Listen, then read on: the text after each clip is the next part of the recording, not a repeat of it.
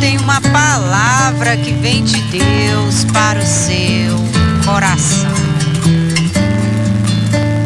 Quero que você abra a sua Bíblia juntinho aqui comigo, no livro de 1 Samuel, no capítulo 30. A partir do versículo 1 nós vamos ler.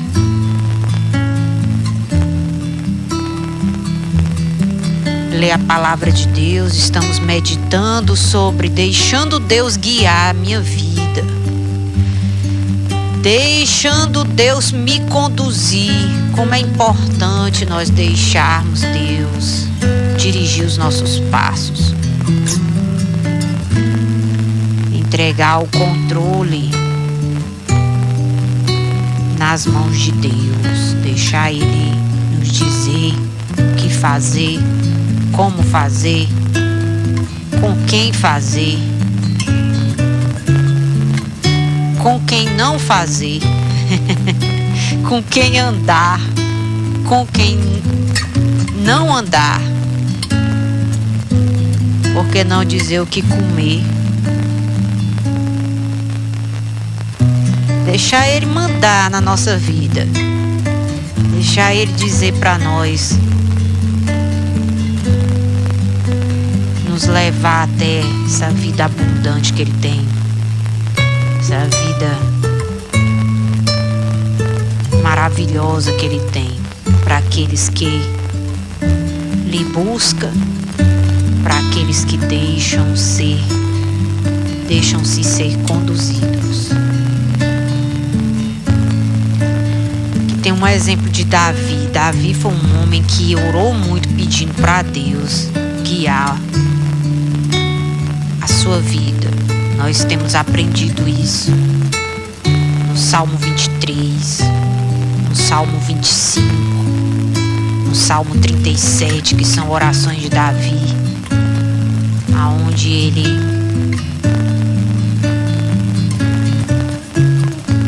ensina a orar, como a gente deve falar com Deus, o que a gente deve pedir. Aí ele vai dizendo: Senhor, guia-me pela vereda da justiça, pelo amor do teu nome.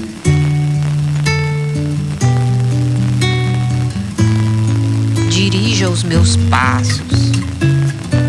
Aí depois ele vem e dá o conselho: entrega o teu caminho ao Senhor, confia nele, mais ele fará. Por quê? Porque ele viveu essas experiências. Ele diz: olha, eu me entreguei. A minha parte foi eu me entregar. Senhor, tá aqui a minha vida. É tua a partir de hoje. Eu sou teu. Guia os meus passos. Me diga o que eu tenho que fazer hoje. Todos os dias da minha vida eu quero que o Senhor me guie. Aí vai ter coisas que você tava planejando e Deus desmancha a mala. Isso já aconteceu comigo várias vezes. Eu lembro no período da pandemia que nós estávamos planejando, eu e minha família, meu esposo, meus filhos, a nossa primeira viagem à Convenção Nacional. Primeira viagem que nós íamos levando as crianças com a gente. Santa Catarina, que é um congresso de pastores que acontece uma vez ao ano. E eu já tinha comprado as passagens aéreas de toda a família, já estava pago, hotel, já tudo organizado. E as crianças em euforia. Quando você tá lá na oração e Deus diz: desmancha a mala, não é pra ir nenhum. Eu digo: meu Deus do céu, como é que eu vou dizer isso pro marido que nós não vamos mais? E pronto, e ali Deus não foi argumentar, Deus não foi dar motivo e explicação, e nem eu perguntei. Eu digo: sim, senhor, não é pra ir mais não, pois tá bom. Aí eu cheguei em casa: meu Deus, como é que eu vou falar pra ele não se zangar, meu Jesus? E ele não pensar que eu tô ficando doida. Eu disse: meu filho, é o seguinte, eu tava ali na oração e Deus disse pra mim que não é pra nós ir. Nós não vamos mais não. Aí ele olhou assim pra mim. Aí ele disse só assim: tá bom. Eu disse: meu Deus, ele não se aborreceu. O senhor falou com ele também antes de eu falar. Ele só disse assim: tá bom. Aí eu disse, chamei as crianças, eu digo: ó, já tava tudo programado, mas a mamãe foi orar e Deus disse pra nós não ir. Eu não sei por que Deus disse que não é pra nós não ir, mas eu vou obedecer a Deus. Sabe por quê? Aí eu fui contar pra eles, ó, quando eu era criança, que eu tinha 10 anos de idade, meus pais programaram uma viagem de carnaval para ir pular o carnaval em Parnaíba, e nós morávamos em Teresina. E eu já ia para casa de Deus, e eu já sabia que Deus tinha um plano na minha vida. Mas na minha casa ninguém servia a Deus, só eu.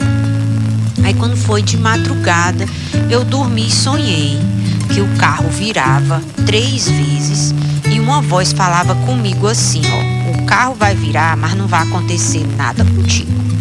Eu acordei assombrada. Aí eu disse, aí quando o papai ia saindo, arrumando, botando as malas dentro do carro, mais ou menos umas 3 horas da manhã, que foi quase a hora que eu tive um sonho. Aí eu chamei mamãe, eu digo: mãe, eu tive um sonho muito ruim. Aí ela disse: o que foi? Eu sonhei que o carro virava no meio do caminho, mas uma voz falava comigo dizendo que não ia acontecer nada comigo, que não era para me ficar com medo, que ele ia me proteger. E ali a mamãe ignorou, achou coisa de criança, não tem aquele negócio: ah, foi só um sonho, minha filha, foi só um sonho. Papai também, eu nem me lembro se eu falei pra ele, eu acho que eu nem falei. Se a mamãe falou, eu não sei, mas eu mesmo só falei com a mamãe. Aí ela ia toda com a roupa de viscose, meia calça, que era aquela moda daquela época, ia toda chique. Aí eu disse: mãe, não vai com essa roupa aí não, vai com uma calça jeans, uma coisa assim grossa. E ela me ouviu, ela trocou de roupa, vestiu uma calça jeans, um blusão, um negócio, e nós fomos. Quando chegamos na metade do caminho ali, em Campo Maior, por acolá, o carro virou 3 vezes. Nós fomos jogados para fora da pista, numa ultrapassagem, que um carro vinha errado. E para não bater, papai tirou pro acostamento. E nessa tirada inesperada, com a velocidade alta, quando ele quis voltar para a pista, o carro desequilibrou e saiu girando. Ele foi lançado para fora do carro. O carro capotou essas 3 vezes e caiu emborcado em cima dele. Minha mãe levou tantos hematomas, tantas pancadas, que o braço ficou preto, partiu assim a carne do braço dela. Os outros passageiros ficaram tudo lapiado, tudo ticado, igual peixe, as costas do povo, dos vidros que estilhaçou. E comigo, eu não tive nenhum arranhão, eu não bati minha cabeça no teto nenhuma vez, eu não tive nenhuma pancada roxa, eu não tive nada, para a glória de Deus. E nesse dia, eu pensei assim: Deus fala com a gente que está na casa de Deus. Deus fala. E eu aprendi que, com essa experiência que eu nunca esqueci, porque para mim o sonho aconteceu hoje, eu aprendi que quando você entrega a sua vida a Jesus, como eu já tinha feito isso, Ele lhe guia. E quando você ainda é uma criança, que seus pais querem ir na direção errada e você quer fazer o certo, Ele lhe livra dos danos. Até você chegar numa idade onde você tem poder de decisão. E se o seu pai e sua mãe quiserem ir num rumo totalmente diferente do seu, aí eles vão dar conta da vida deles diante de Deus. E você se agarre com Deus e se firme em Deus para dar conta também um dia da sua vida diante de Deus também. Então eu aprendi que Deus livra, Deus guarda, Deus guia, mas bom mesmo é ser guiado por Deus. Aí voltando aqui para a primeira história, aí o marido disse assim: tá bom. Aí eu fui conversar com os meninos, pensei que eles iam ficar tristes assim. Aí disse: tá bom, mãe, Deus sabe todas as coisas. Sabe o que foi assim uma paz que reinou dentro de casa? Que menino não chorou porque não ia viajar, não fez calundu, nem o marido se zangou, e eu estava crendo que aquela direção vinha de Deus para nossa vida. E sei que outras pessoas viajaram. Aí o que aconteceu nessa viagem? O ônibus que ia cheio de pastores sofreu um acidente no meio do caminho. Veio de repente o alarme nacional dizendo que o país estava em pandemia e todos os aeroportos estavam fechados. Os que tinham conseguido chegar lá ficaram em isolamento no hotel por não sei quantos dias, que não podia nem sair na rua. Veio aquele caos nos aeroportos, que todo mundo querendo fugir, voltar para suas casas, e não tinha voo, não tinha vaga, não tinha... Pessoas perderam suas passagens, pessoas tinham que comprar outras passagens porque na data não deu certo embarcar, e foi um prejuízo que só quem viveu aquilo ali soube quanto custou. E eu e os meus filhos estava na casa de Deus orando de manhã, de tarde, de noite, protegidos e livres do mal. Aí o marido olhou para mim, eu olhei para ele, eu digo: meu filho, nós temos que orar mais, que é para Deus continuar guiando nossa vida. E eu convido você a orar também. Eu não vou te chamar para churrasco, eu não vou te chamar para minha festa de aniversário mesmo, porque eu nem costumo fazer isso, festa. Mas te chamar para orar, eu vou te chamar todo santo dia, enquanto Deus me permitir eu estar aqui nessa cidade, aqui nessa rádio, na casa de Deus. Esse vai ser o convite que mais eu vou fazer para você, porque eu sei quanto que vale a pena você viver uma vida de comunhão com Deus através da oração. Porque quem ora não tem problema, quem ora tem muita solução. Eita, Glória, eu vou dizer de novo: quem ora não tem problema, tem muita solução. Você quer ter solução? Pois ore. Deus vai lhe dizer o que é que você tem que fazer. Deus vai te livrar de muitos males antes de acontecer. Vai ter muitas pessoas que vão ter prejuízo e você não vai ter. Tem muita gente que vai ter família destruída, destrambelhada, mas a tua não vai ser desse jeito. Por quê? Porque Deus guia os passos de um homem e de uma mulher que ora. Ninguém para uma mulher que ora. Ninguém para um homem que ora. É isso que Deus quer fazer na nossa vida. Olha só, vamos ler aqui a palavra de Deus. 1 Samuel, no capítulo 30, versículo 1. Aconteceu que ao terceiro dia, quando Davi e os seus homens chegaram a Ziclague, os amalequitas já tinham invadido o sul e a cidade de Ziclague. Tomaram Ziclague e incendiaram. Levaram cativas as mulheres que lá estavam, mas não mataram ninguém, nem pequenos e nem grandes. Tão somente os levaram consigo e foram embora.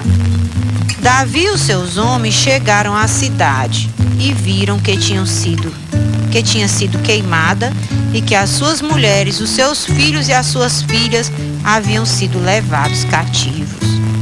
Então Davi e o povo que estava com ele ergueram a voz e choraram, até não terem mais forças para chorar. Também as duas mulheres de Davi tinham sido levadas, Ainoã, a Jezreelita, e Abigail, a viúva de Nabal, carmelita. Davi ficou muito angustiado, pois o povo falava de apedrejá-lo, porque todos estavam amargurados, cada um por causa de seus filhos e suas filhas. Mas Davi se reanimou no Senhor, seu Deus. Davi disse a Abiatar, o sacerdote, filho de Alimeleque: traga aqui a estola sacerdotal. E Abiatar trouxe a Davi. Então Davi consultou o Senhor, dizendo: devo perseguir esse bando? Conseguirei alcançá-los? O Senhor lhe respondeu: persiga o bando, porque você certamente o alcançará e libertará os cativos. Diga graças a Deus. Aqui nós vemos um episódio na vida de Davi muito difícil. Talvez foi a situação mais difícil que ele passou. Davi passou por muitas situações difíceis com a sua família. Teve muitos problemas. A família de Davi teve muitas dificuldades. Mas essa dificuldade aqui foi muito difícil. Fez ele chorar muito. Ele tinha feito uma viagem. E quando ele retornou, ele encontrou a sua cidade saqueada, queimada, e sua família tinha sido levada embora. Suas esposas, filhos, e não só os dele, mas dos 600 homens que faziam parte do exército. A cidade estava deserta, queimada, destruída. Porque Davi decidiu fazer uma viagem para um lugar errado, que ele não deveria ter ido. Ele foi para fugir de Saul, que queria lhe matar, que vivia lhe perseguindo. Ele foi buscar refúgio na terra dos filisteus, ou seja, na terra do inimigo, lá na terra de Golias. Porque Golias, aquele gigante que Davi venceu lá no início da caminhada dele, era um filisteu. E Davi, para fugir de Saul, que era o rei de Israel, que agora estava lhe perseguindo, depois que ele teve muitas vitórias militares, lutando como comandante, como escudeiro de Saul, Davi foi conquistando um nome famoso no meio do povo de Deus. E o Saul, que era o rei, tinha o seu nome diminuído. As pessoas não admiravam mais Saul como antigamente. Agora a admiração do povo estava com Davi. E Deus estava dando muitas vitórias a Davi. Então Davi, ele passou algumas décadas, quase 30 anos, fugindo de Saul, para não ser morto, porque Saul já tinha entendido que Davi seria o próximo rei no seu lugar. Então ele tinha aquela filosofia: antes de eu perder o trono, é melhor que eu mate Davi e continue no trono. E Davi sabia que não podia lutar na força, na espada com o rei Saul, porque o rei Saul era ungido de Deus. Ele tinha recebido uma unção para governar. Foi Deus que colocou ele ali naquele trono. E Davi disse: eu sei que eu tenho promessa de Deus para minha vida. E quando chegar o tempo certo de Deus, essas promessas vão se cumprir. Não vai precisar eu usar a força. Não vai precisar eu tocar no ungido de Deus. Porque eu não quero que coisas ruins aconteçam comigo por causa disso. E a estratégia que Davi usou foi manter distância de Saul. Por quê? Porque Saul era uma pessoa perigosa, que aqui e acolá ele manifestava demônios. E quando ele estava possesso por espíritos malignos, ele pegava lança, porque Saul era muito habilidoso com lanças. E ali ele tentava encravar Davi com a lança, jogava a lança para espetar Davi na parede. na hora das refeições, porque Davi, além de ser comandante, chefe do exército, por muito tempo ele ocupou essa função militar no exército de Saul, ele era também o genro do rei, porque ele era casado com a filha de Saul, que ele ganhou como uma recompensa quando ele venceu Golias, o direito de casar com a filha do rei. Então ele era da família. E ali ele, para evitar problemas, Deus o direcionou para manter distância desses parentes que dava confusão. E ali ele foi passando 1 ano, 2 anos, 3 anos, 4 anos, mas a perseguição de Saul continuava implacável. Aí veio uma ideia em Davi de buscar refúgio na cidade do inimigo, de sair do território de Israel e habitar, passar uma temporada no território dos filisteus. E essa foi a pior decisão que Davi tomou. Porque você precisa entender que quando Deus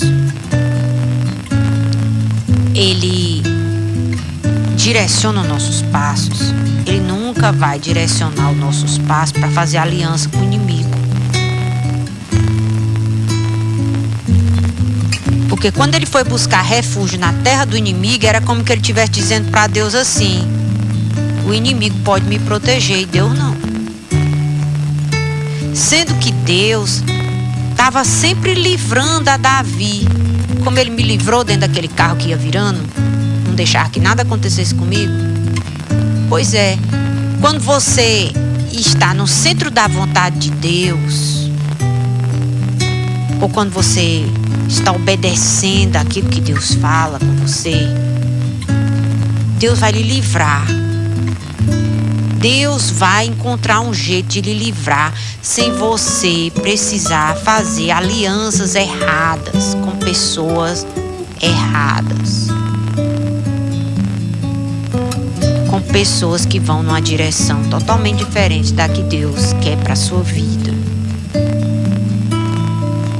E ali Davi foi para o território dos filisteus e lá ele foi tido como um louco, porque para escapar dos filisteus ele deixou o cabelo crescer, a barba crescer, a baba escorrer na barba e ficava com as unhas passando nas paredes, fingindo que estava louco, para poder escapar dos inimigos. A ponto do inimigo dizer: não é este Davi, servo de Saul, rei de Israel, que está comigo há muitos dias ou anos?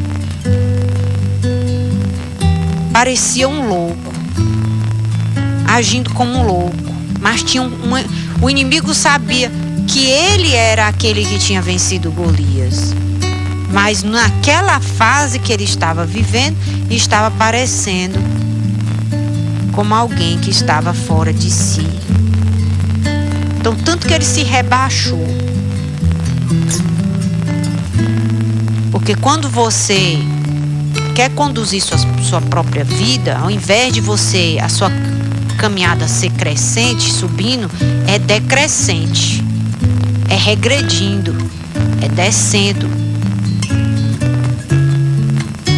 Aí quando Davi retorna dessa viagem, fora dos planos de Deus que ele resolveu fazer, que ele retorna para sua casa, quando ele chegou lá, a sua cidade estava destruída, sua família tinha sido levada como escravo de guerra, seus filhos, filhas e a cidade, os homens que antes admiravam ele, confiavam nele, era liderado por ele, do exército, ficaram tão amargurados, começaram todo mundo a chorar alto e culparam ele como sendo a causa daquela destruição. Eles se esqueceram todo o bem que Deus já tinha feito através de Davi para a vida deles. Eles disseram: só aconteceu isso com nossos filhos, com a nossa família, com a nossa cidade, porque você escolheu ir para o território errado, para o lugar errado, e deixou a nossa cidade, nossa família desprotegida. Então você é responsável, você é culpado por essa desgraça que aconteceu aqui. E nós vamos lhe matar. Aí Davi se viu aperreado. Porque era 1 contra 600. E esse povo chorando, e esse povo revoltado. E um dizia: nós vamos matar Davi. Não vai ficar assim não, ele vai pagar. Ele vai pagar pelo que aconteceu, por essas perdas. E ali Davi, no meio daquele caos, daquela angústia, naquele dia mau, ele foi buscar ânimo no Senhor. Ele chamou o sacerdote e disse: eu quero consultar a Deus, eu quero orar, quero perguntar para Deus o que é que eu tenho que fazer. E ali, quando ele orou e perguntou para Deus o que ele tinha que fazer, ele perguntou: Senhor, eu devo perseguir esse bando que assaltou a nossa cidade e levou a nossa família? Dá tempo de nós alcançarmos esse exército inimigo? Aí o Senhor respondeu para ele: persiga o bando, porque você certamente alcançará e libertará os cativos. Deus disse para ele mais do que o que ele perguntou. Deus disse: pode ir em perseguição a esse exército que saqueou a cidade. Você vai alcançá-los e ainda vai libertar os cativos, porque está todo mundo com vida. Vai trazer tudo de volta. Porque Deus tem as respostas que nós não temos. Ele tem a palavra de direção. Quando você busca o sacerdote, que você ora, Deus vai lhe dar uma resposta. Ou de sim ou de não, mas Ele vai dar a resposta que for melhor para você e para sua família. Os maiores problemas que as pessoas têm na vida é porque elas tomam suas decisões sem perguntar para Deus o que elas devem fazer. E se acontecer alguma mudança de planos, elas não estão dispostas a desarrumar a mala.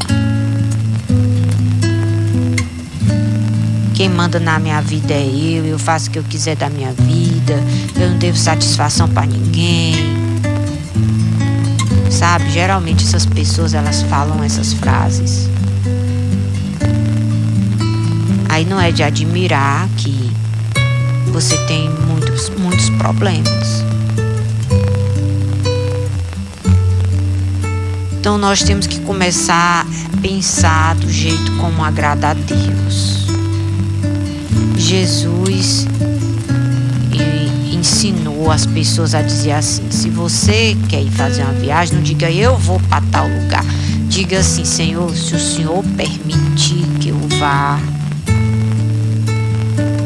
que o Senhor abençoe a minha ida e a minha volta.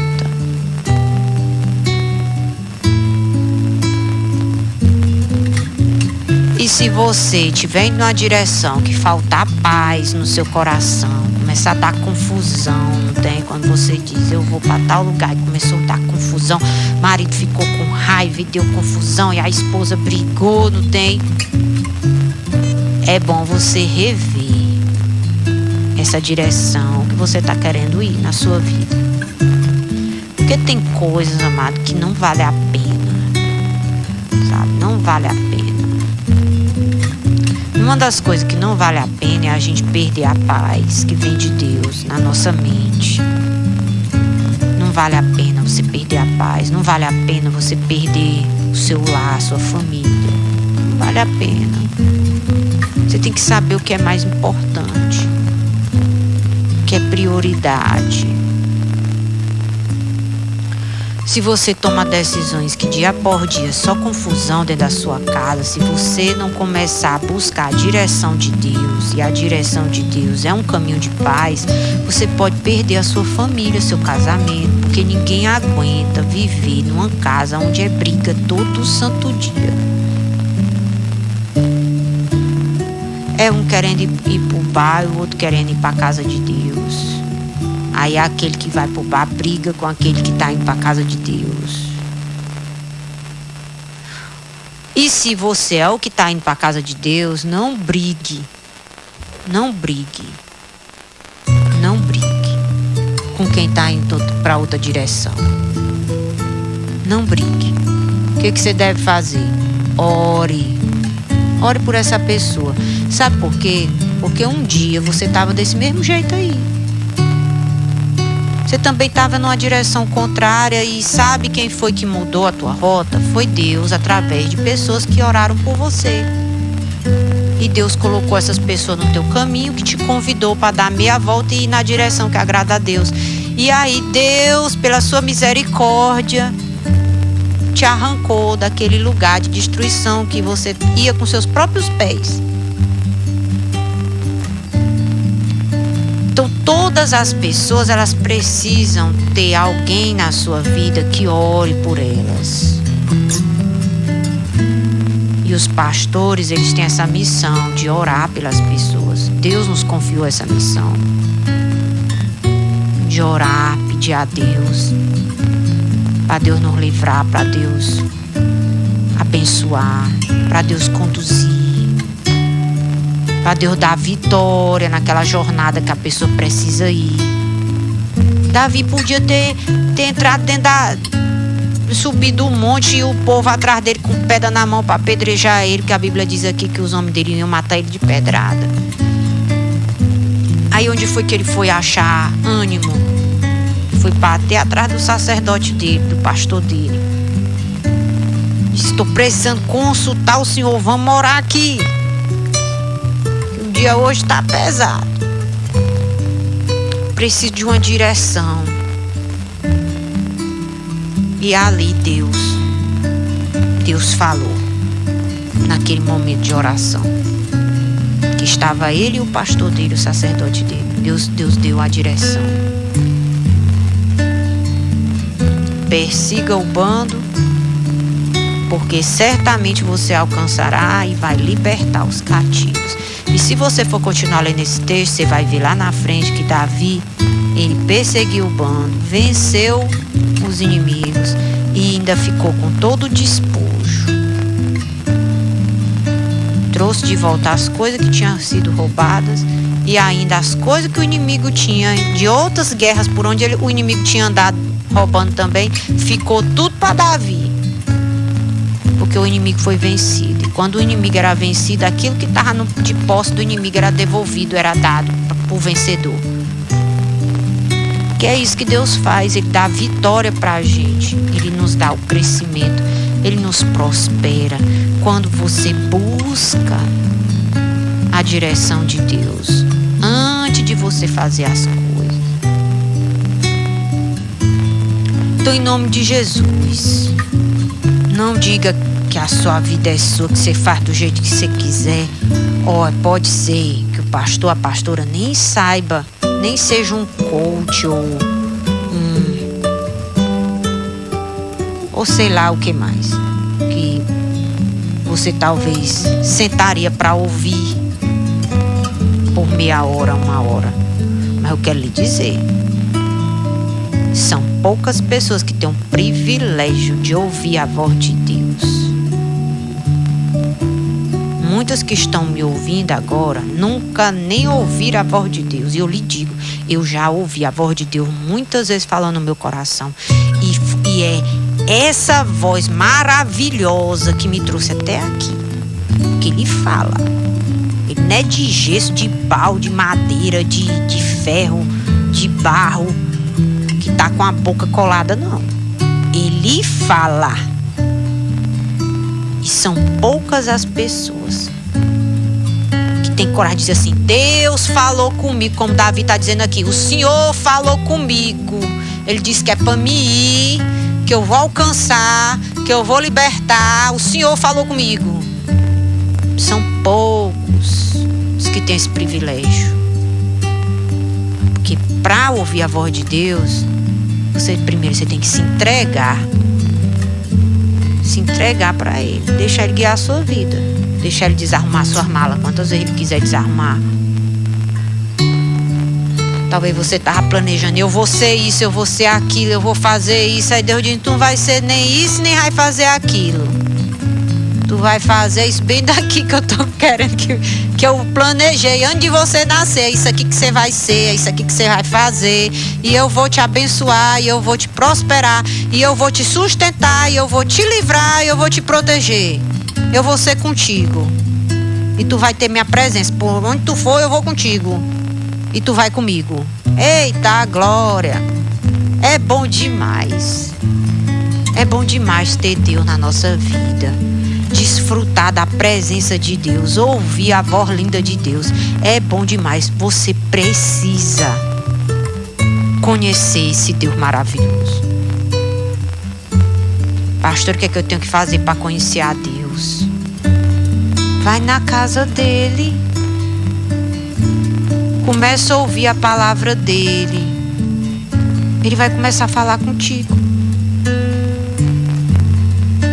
E quando ele falar, obedece para ele continuar falando. Porque Deus não é aquela mãe sem vergonha, não. Eu vou dizer, Jesus, que fica falando, gritando, e o menino debochando e dizendo: não vou não, não vou agora não, não vou fazer não, não quero não.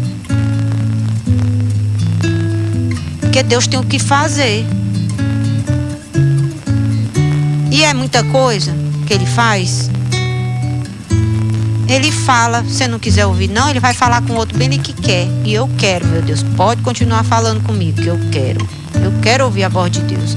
Eu quero te obedecer. Me ajuda a te obedecer. Que essa é a atitude de quem quer conhecer a Deus. Tem esse pensamento. Eu quero, eu vou e me ajude. Porque às vezes não é fácil obedecer o que Deus manda fazer, não.